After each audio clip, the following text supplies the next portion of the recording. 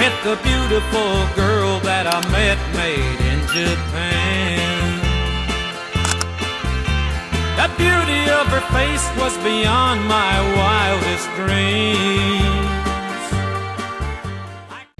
Halo, nama saya Nabila Nisa Putri dengan NIM 25215140116. Di sini saya berperan sebagai konselor dengan teknik kognitif behavior terapi.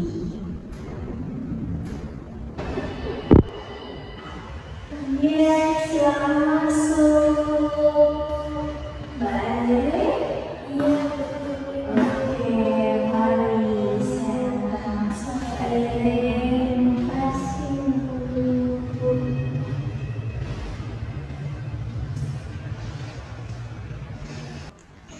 Oke, Pak Rere, mari silakan duduk. Iya, Ibu, terima kasih ya.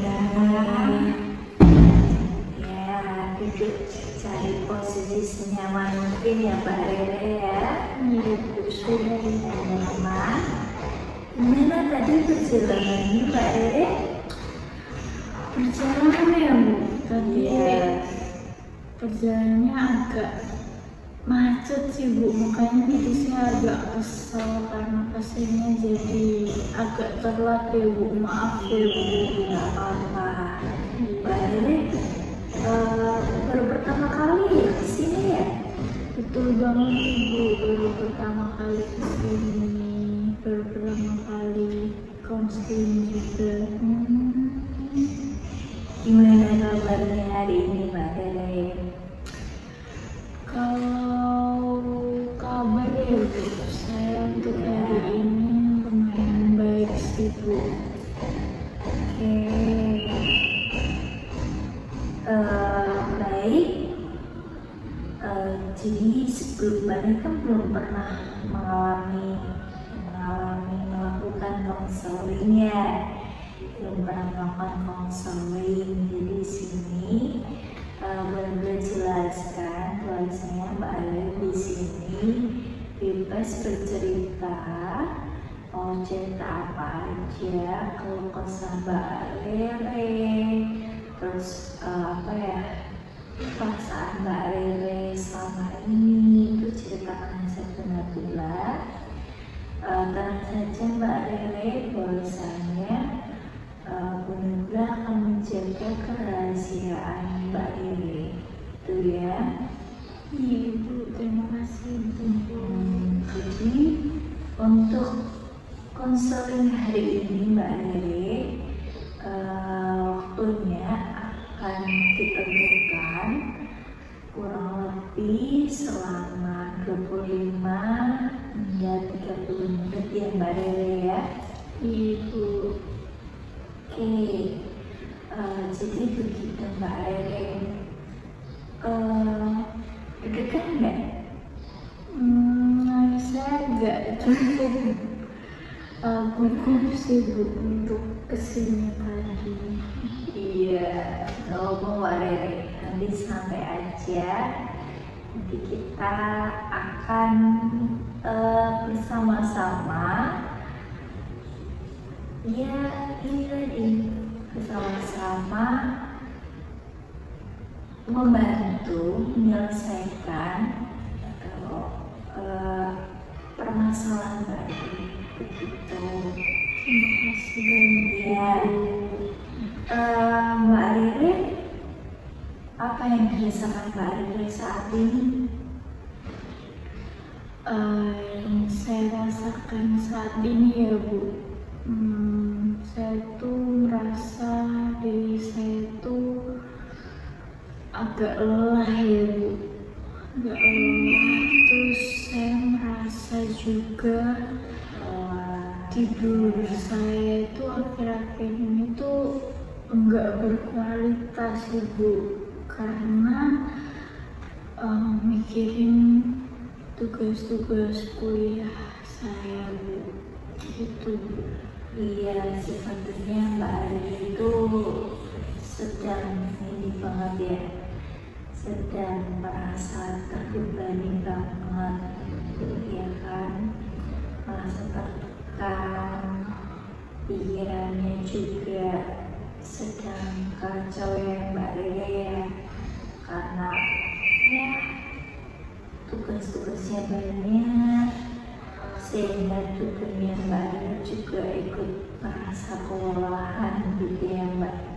Iya betul Bu, saya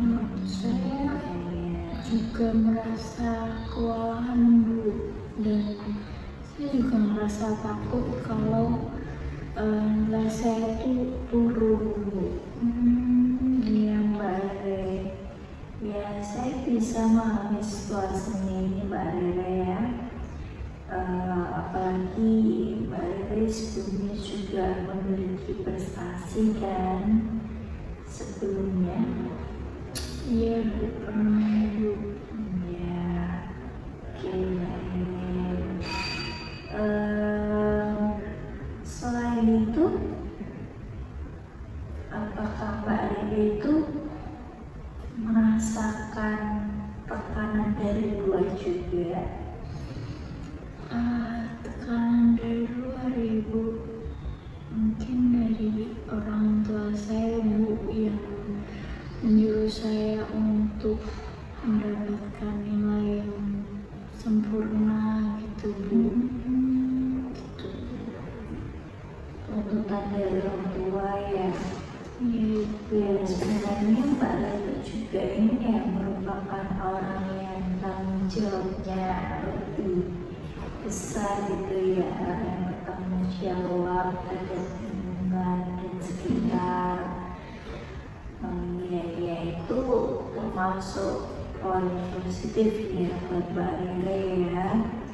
Jadi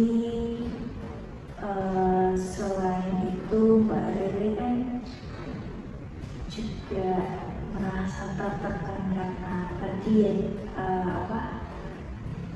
tertekan karena orang tua tadi. Tapi di sini juga Mbak Rere menunjukkan bahwa Mbak Rere punya tanggung jawab yang lebih besar gitu. Iya Bu, tapi karena saya merasa punya tanggung jawab itu ya Bu, dan orang-orang kan saya kan pasti selalu khawatir dia gitu. Tapi saya merasa diri saya sendiri tuh saya nggak cukup kuat gitu. Nggak cukup kuat karena pertama tadi ya. Ya, di sini saya mengucapkan terima kasih ya Mbak Rere ya, karena Mbak Rere sudah mau jujur, karena juga mau jujur menyampaikan perasaan Mbak Rere. Terus Mbak Rere itu di sini nggak usah berpura-pura kuat Mbak Rere.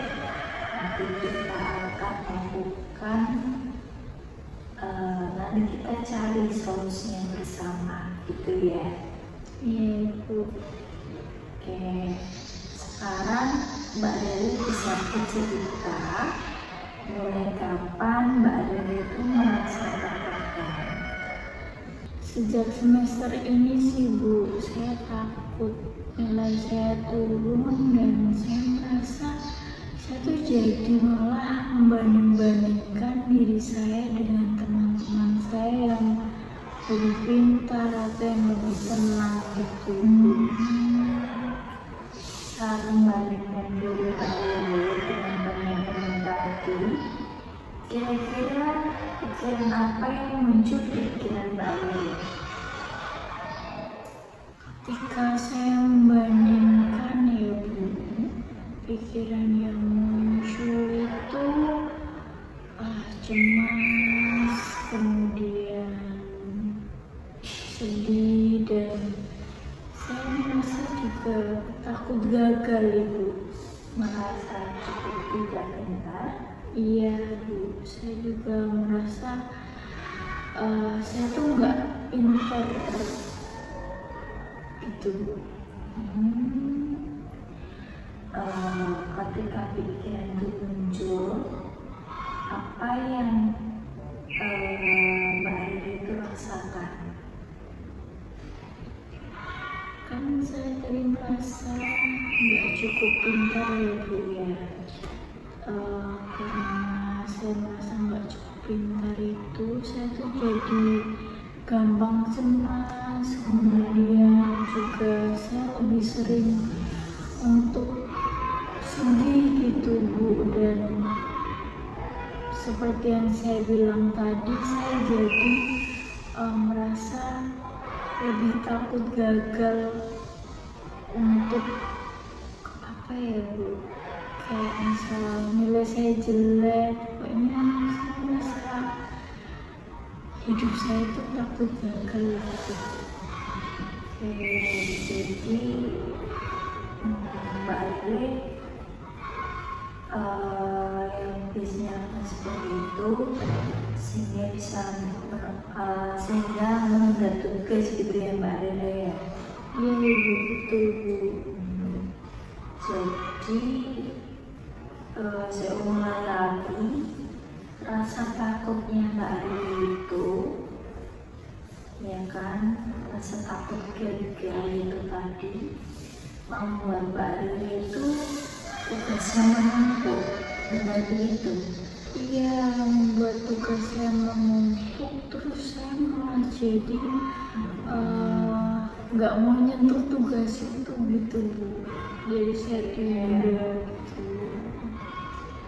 Oke Mbak Rere, meski Mbak Rere sudah mengalami kesulitan ya Mbak Rere ya, di sini tuh saya melihat Mbak Rere itu tetap memiliki banyak kemampuan ya karena dulu Mbak Rere dikenal sebagai orang yang berprestasi dan mampu untuk mengikuti perkuliahan dengan baik, bukan? Ini sih Bu, saya merasa diri saya dulu tuh cukup disiplin ya Bu. Terus apa yang membuat Mbak Rere itu bertahan hingga saat ini? Karena rasa disiplin yang saya punya itu, kan saya punya kayak semacam prinsip gitu ya Bu. Kayak saya ketika saya udah mulai, saya mau melanjutkan untuk menyelesaikannya gitu Bu, tapi sekarang lagi nggak punya prinsip itu. Sebenarnya itu tuh kekuatan yang penting Mbak Rere. Jadi Mbak Rere kan memiliki kemampuan untuk kembali ya ketika menemukan cara yang lebih sehat untuk menghadapi tekanan tersebut. Tuh. Jadi kalau keadaan Mbak Rere membaik nih, hal apa yang ingin Mbak Rere rasakan? Maksudnya Ibu boleh bilang? Kalau keadaan Mbak Rere sudah mulai membaik nih ya, apa yang ingin Mbak Rere rasakan? Apakah ingin lebih tenang atau mungkin nggak pengen, jadi nggak takut terhadap tugas kuliah gitu? Oh iya, kalau saya sendiri lebih pengen ya seperti yang Ibu bilang tadi, saya pengen lebih tenang Bu. Terus juga saya nggak mau menyalahkan diri saya Bu. Iya. Saya terus menerus. Ya, selain itu, Saya juga pengen menemukan semangat saya yang dulu hilang Bu. Terus saya juga nggak pengen terus takut sama tugas kuliah gitu Bu. sini Mbak Rere ya, yang dilihat dulu ya Mbak Rere. Di sini saya sudah beberapa catatan. Di sini ada tujuan yang ingin dicapai Mbak Rere tadi. Yang pertama, mengurangi rasa cemas terhadap tugas kuliah, betul. Betul Bu. Yang kedua, mengurangi kebiasaan menunda tugas. Iya. Yang ketiga, membangun kembali keyakinan diri dan motivasi belajar. Iya Bu. Betul ya Mbak Rere? Iya. Oke. Saat ini kita akan belajar mengenali pikiran negatif yang membuat Mbak Rere itu semakin tertekan. Kemudian kita mencoba untuk menggantinya dengan cara berpikir yang lebih realistis yang bisa membantu Mbak Rere. Gitu ya. Iya. Oke.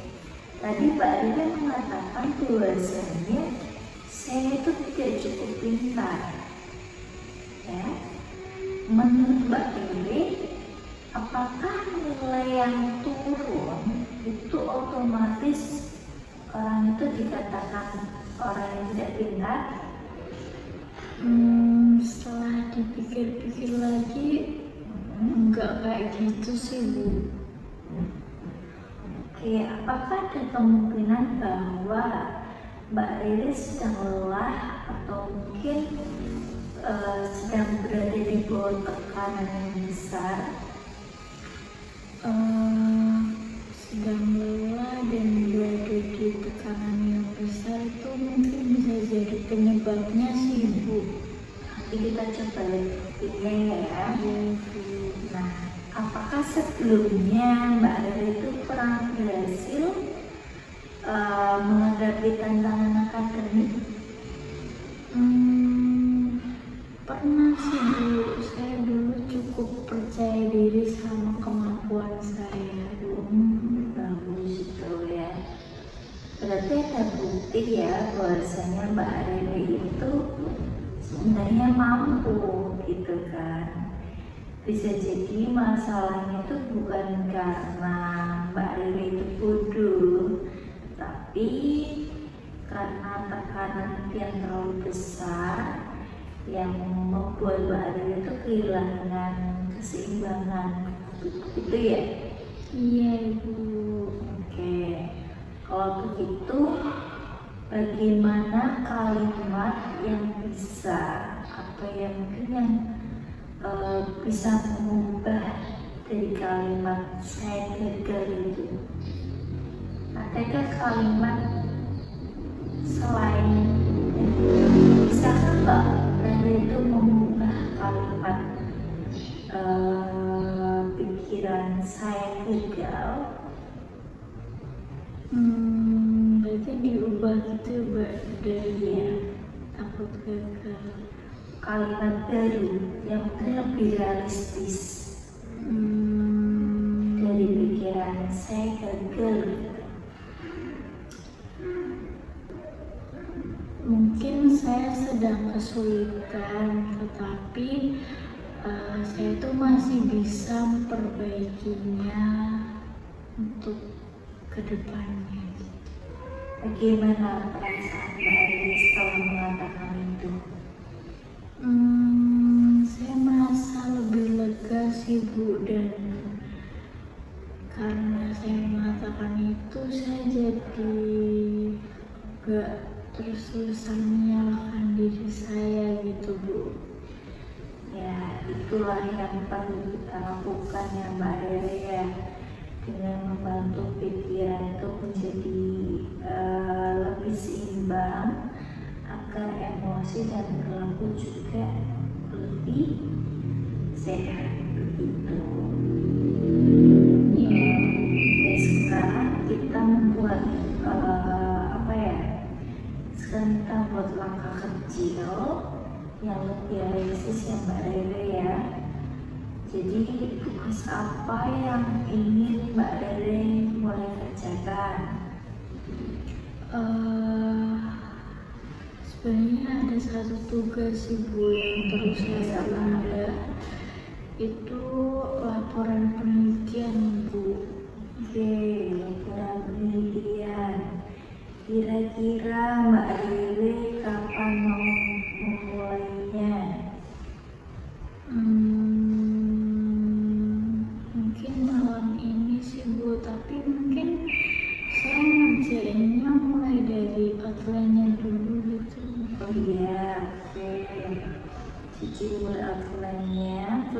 akan dikerjakan mulai nanti malam.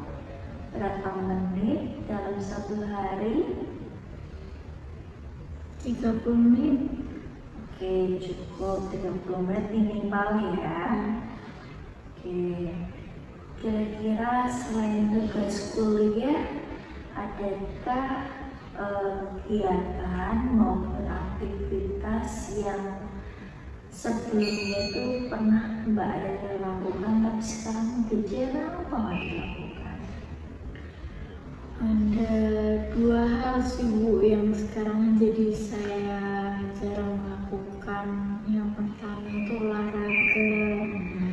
Terus kemudian saya itu jadi kurang ngobrol-ngobrol gitu sama teman-teman dekat saya itu. Jadi Mbak Rere itu ketika banyak tugas jadi murung gitu ya di kamar gitu ya. Iya, Jarang komunikasi dengan teman. Oke, jadi Mbak Rere nanti akan memulai untuk berkomunikasi lagi dengan teman-teman dekatnya Mbak Rere dan juga mulai ini ya berolahraga agar kesehatan di tubuh itu juga bisa terkontrol gitu ya Mbak Rere. iya Bu. Oke, apakah Mbak Rere bersedia untuk mencoba mulai kembali? Dari diri saya sendiri pengen banget coba sih Bu. Oke, jadi minggu ini targetnya adalah yang pertama membuat outline laporan selama 30 menit setiap hari, betul? Yang kedua mengurai menunda tugas. Yang ketiga melakukan aktivitas yang membantu tubuh dan pikiran lebih realistis. Terus memulai kembali berkomunikasi dengan teman. Ya, teman-teman dekatnya itu perlu dijaga komunikasinya biar Mbak Rere itu merasa ada yang menemani gitu loh Mbak Rere. Itu ya Mbak Rere. Oke, saya menghargai usaha dan keberanian Mbak Rere hari ini. Mbak Rere perlu tahu bahwasanya perubahan itu tidak harus dimulai dengan yang instan gitu ya Mbak Rere, tapi dengan perlahan, dengan konsisten seperti itu. Kemudian Mbak Rere sudah bersedia ya mulai targetnya ini tadi? Iya Bu, bersedia Bu. Jadi gimana perasaan Mbak Rere sekarang? Saya jauh lebih tenang sih Bu setelah bercerita sama Ibu. Iya, kira-kira ada yang mengganjal? Nggak ada sih Bu, udah cukup. Kira-kira Mbak Rere itu teman dekatnya dari mana aja? Maksudnya jauh-jauh atau mungkin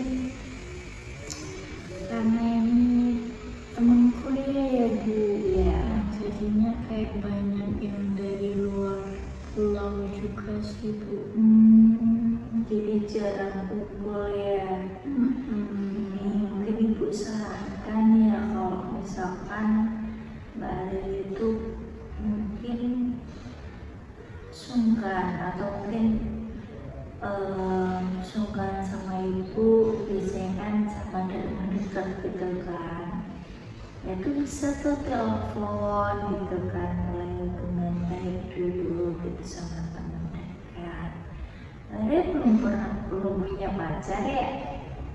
Belum Ibu.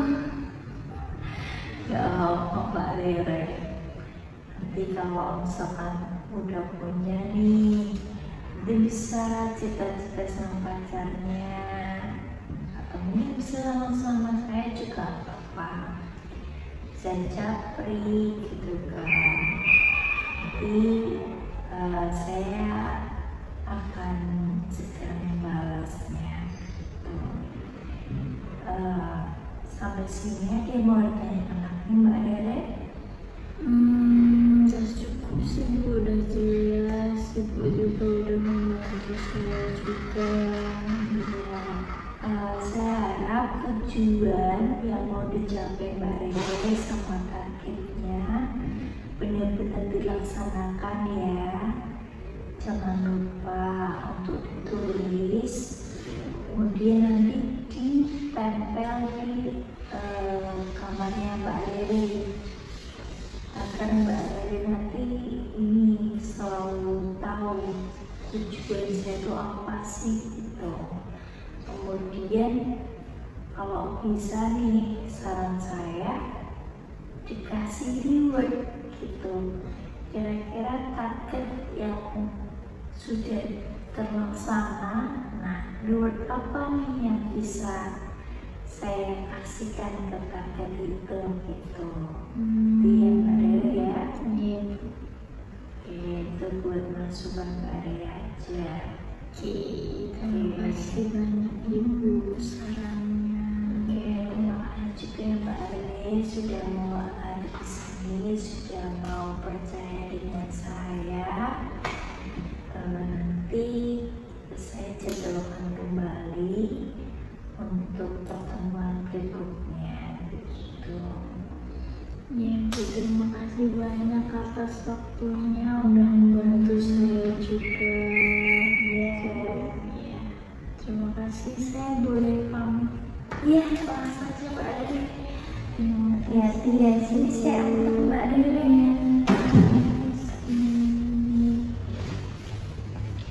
This dreams like cherry blossoms blooming in the mountains.